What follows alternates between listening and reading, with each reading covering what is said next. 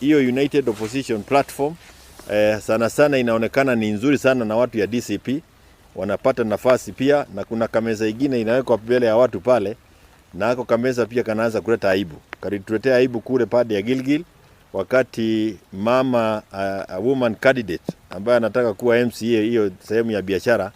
alitendewa mabaya, na tutaki our women leaders being violated by men when they are looking for leadership. For that reason itatubidi tuanze kufikiria kwa haraka, na sisi tumekubaliana kuanzia hapa Nyandarua we'll start moving as aspirants kutafuta hizo viti, and we'll go to every part of this country, na tutaenda tukiuza all the United Opposition candidates, lakini pia